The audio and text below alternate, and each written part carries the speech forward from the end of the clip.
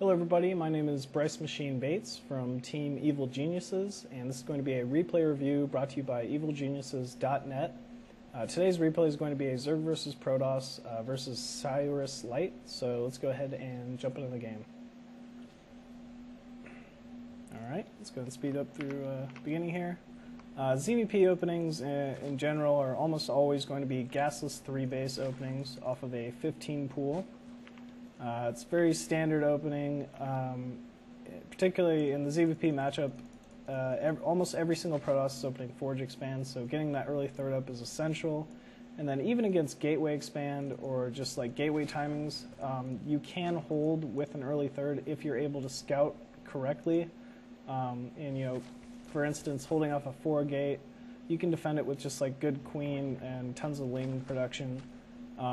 Even with the third base already complete, and so there's no real reason to deviate from this play. A lot of people like to open gas pool and get early speed for the potential of all-ins, but it's never really been my style. So as we see here, 15 pool, 16 hatchery expand. He's going for a Nexus first. It's completely fine. And starting up my 4 ling production.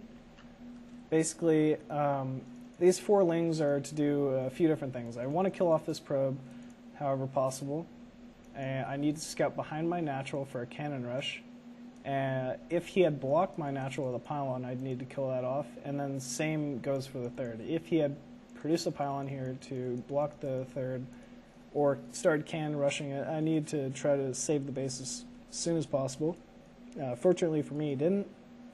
And basically, if he had built a pylon, 2 Zerglings take so long to kill it, it wouldn't have been very efficient for me. So after that, I obviously start producing my second queen. I rally my first queen to my natural after the inject. Put down my third hatchery at 25 supply. It typically should be. It's a little bit late, but just by a few seconds. And once these 2 queens complete, I should be in business here. I make sure. An Overlord scouting both the Vespene Geysers at the natural. That's going to tell me a lot of what he could potentially be building as far as like what his build is. For instance, 3 gas typically means either Robo or Stargate play. 4 gas could mean Robo gateway timings or just gateway timings in general. Or it could be 2 starport like Void Ray, something like that. And no gas means like really early gateway timings, like 6-gate, 8-gate, things like that. So it's very important that you have this Overlord in position to scout that. Now as we see here, I'm basically just droning, hitting my Overlord at 36 supply. With this creep tumor at my natural, basically after I hit an inject here, I'm going to walk the queen to my natural, hit that inject, and then the next 25 energy is going to go towards this creep tumor to try to basically bridge my bases together. It's very important that you have the creep spread between your bases. Makes them a lot easier to defend. And now here at 44 supply, I'm going to take both the Vespene Geysers in my main. Go back to injecting after that. My third base pops up. I should be starting a queen there very soon. And I'm still basically just droning at this point. Depending on what opening he wants to do, I want to get somewhere between 60 and 70 drones before he moves out and before I start up unit production. So as these extractors are complete here, I need to start mining them. Roach Warren at 54 supply and still droning. And because of Chrono Boost, he's actually able to keep up with my drone production while producing his units. He's getting an upgrade, gateways in production, robotics facility, all very standard things. So with my first 100 gas, I actually produced this layer. Second 100 gas goes towards my speed, and then the next 150 gas should go towards armor at the evolution chamber. I take both the Vespene Geysers at my natural as I start my layer. And now I'm at that 62 harvester count. I get a 4th queen in case of Void Ray harass and also to spread creep. And then I need to start up a little bit of unit production here. 3 roaches and 10 or 8 lings don't really do a whole lot, but it's enough to slow down a timing or kill off pylons once he moves out. But because I've had this map control, I've scouted this third. I have both the Zolnaga watchtowers. I know he's going to hit a 2-base timing. If he wasn't, then he would already be throwing down pylons here in Nexus, so I'm reasonably sure it's just going to be some kind of a 2-base timing.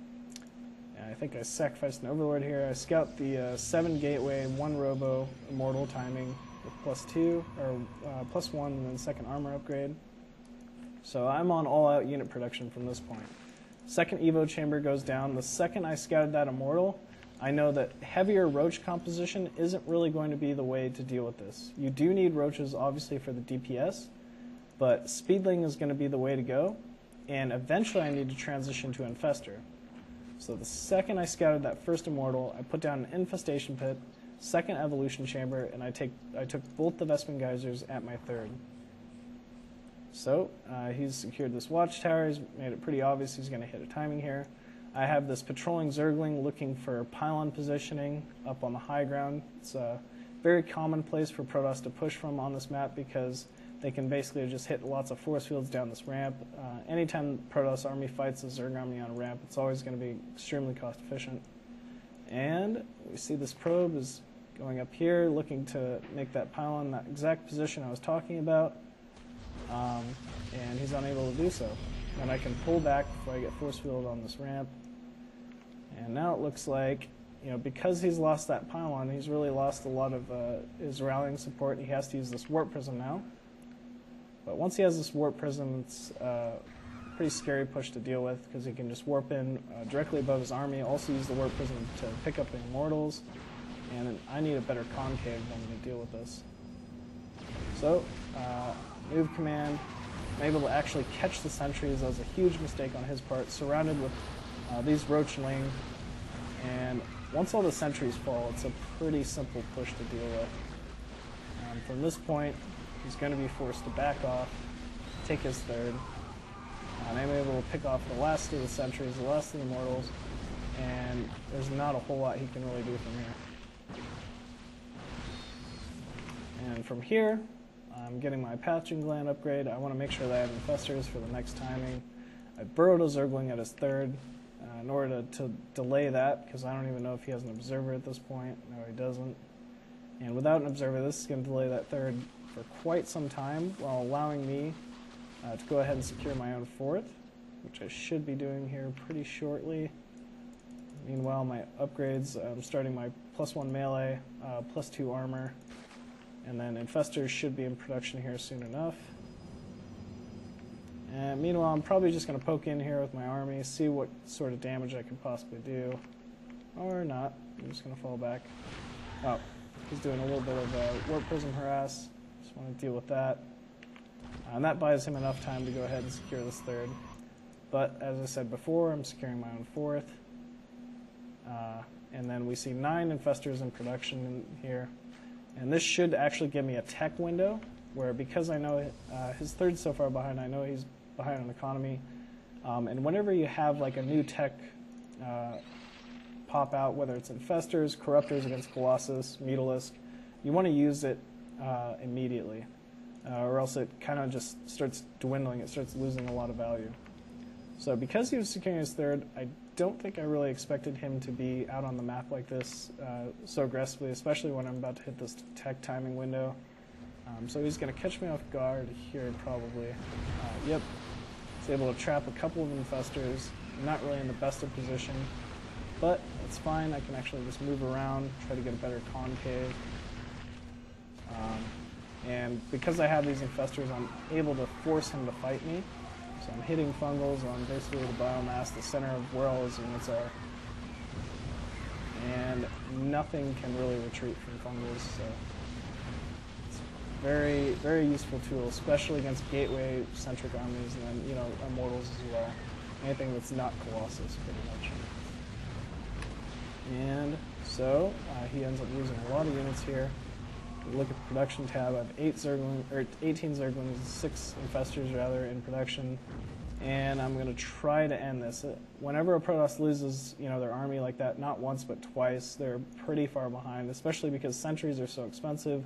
The tech units like Immortals are extremely expensive as well. They take a long time to remake because you have to make them all of this single production facility, whereas like Zerg units I can make out of every single hatchery I have. I have a hive tech here, I have my greater spire going, and I'm starting to saturate this fourth. Third armor, adrenal gland upgrade. So I was able to just burrow up, heal my roaches there for a second, and try to hit a little window here while I'm teching. Now, if I had scouted a lot of, like 2 or 3 Colossus here, void, maybe like possible Void Ray tech or something, I probably would have just fallen back. But because I'm able to scout, see that once again he's had to spend most of his resources on these 5 sentries here. That's not going to allow him to have any kind of tech, any Colossus. He's not going to have Templar, and so basically I'm able to realize this is just kind of a weakness in his build. He's not going to be able to do any sort of major damage to me because all of his resources are locked up just on hitting these force fields. And I'm able to actually get in. He had pretty poor force fields, and then just basically spam out all of my energy and Infestor Terrans here, trying to kill this third while securing my fourth, and he's forced to GG. Alright guys, thank you very much. Once again, my name is Bryce Machine Bates from Team Evil Geniuses, and this has been a replay review brought to you by evilgeniuses.net. If you guys like this, you can check out this and more at evilgeniuses.net. Take care.